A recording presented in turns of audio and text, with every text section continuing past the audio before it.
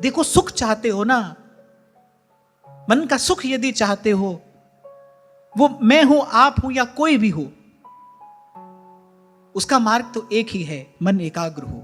मन की एकाग्रता ही मन का सुख है। ये तो महज्जनों का अनुभव है, इसको कोई चुनौती नहीं दे सकता है। मन की एकाग्रता ही मन का सुख है। अब आप कहो कि भाई हम तो अपना मन यहां एकाग्र कर लेंगे ना, संसार के किसी विषय में मन एकाग्र हो ही नहीं सकता, क्योंकि संसार का स्वरूप ही स्थिर नहीं है। इस पर हमने पहले भी कभी चर्चा की।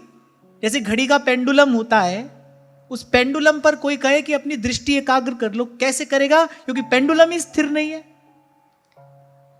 यदि आपने किसी लक्ष्य पर अपनी दृष्टि को स्थिर करना है, उस लक्ष्य का भी तो स्थिर होना चाहिए ना, पहले आवश्यक है वो लक्ष्य भी स्थिर हो। यहां संसार ही स्थिर नहीं है।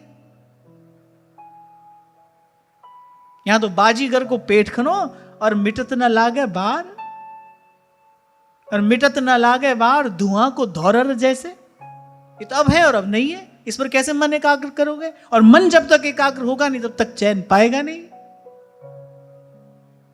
फिर संतों ने सार की बात निकाल कर दी, जैसे उड़ी जहाज को पंछी पूरी जहाज पे आवे, मेरो मन अनत कहां सुख पावे। थाम अगुरिया जौन डगरिया, ले चालो मोहि जानो, ले चालो मोहि जानो।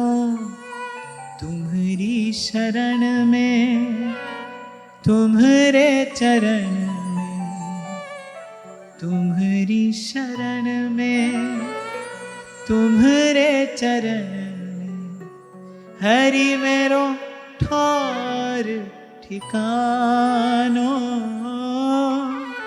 हरि मेरो ठौर ठिकानो।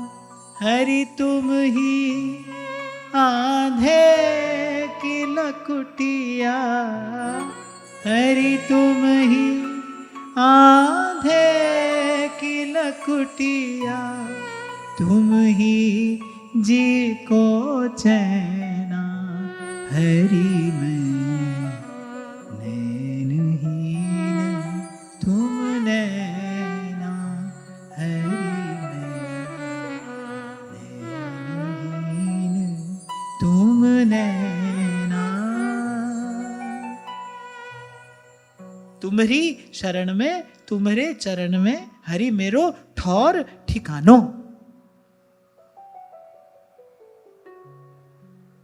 तो खैर मैं आपसे ये कह रहा था कि वहां जाता क्या है? अभाव जाता है।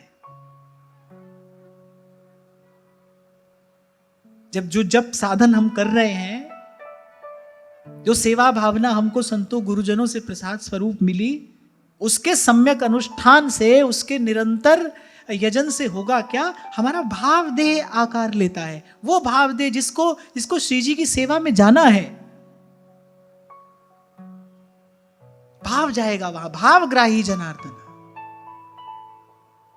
वही ग्रहण किया जाता है प्रभु के द्वारा, वही प्रभु के समीप पहुंचता है। बाकी तो सब रह जाएगा यहीं, और रह जाने दीजिए। इसीलिए आपको कहता हूं, जो वस्तु प्रभु के काम की है उसकी चिंता करिए। जाप ताप भक्ति सापुरी, जो प्रभु के मन भाई, जो प्रभु के काम की वस्तु है उसकी चिंता करिए। कई बार तभी आपसे कहता हूं, भाई बाहर का खेल बिगड़ जाए कोई बात नहीं, ये तो बनता बिगड़ता रहा है, बनता बिगड़ता रहेगा। यहां तो हार जीत लगी रही और लगी रहेगी। खोना पाना, हानि लाभ, जीवन मरण, जस अपजस, ये तो सब यहां रहा है, रहेगा। और इसमें आपके किसी प्रयास की कोई आवश्यकता भी नहीं है। इसके लिए प्रयास करना तो अपने गले जंजाल डालना है। इसके लिए जो प्रयास कर रहा है वो तो भाई अपने गले जंजाल डाल रहा है। होना तो इससे मुक्त है, और इससे मुक्त होने की विधि क्या है? इसके लिए कोई प्रयास मत करो। जैसे जल में कहीं कहीं भंवर पड़ता है, अच्छे से अच्छा तैराक भी अगर उस भंवर में फंस जाए, बुद्धिमान होगा तो क्या करेगा? हाथ पैर मारना छोड़ देगा। उसका परिणाम क्या होगा?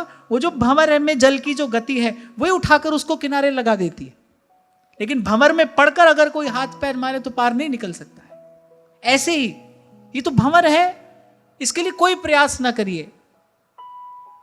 जो वस्तु प्रभु को प्रिय है, जिस वस्तु से लोक परलोक बनना है, उसकी चिंता करनी चाहिए।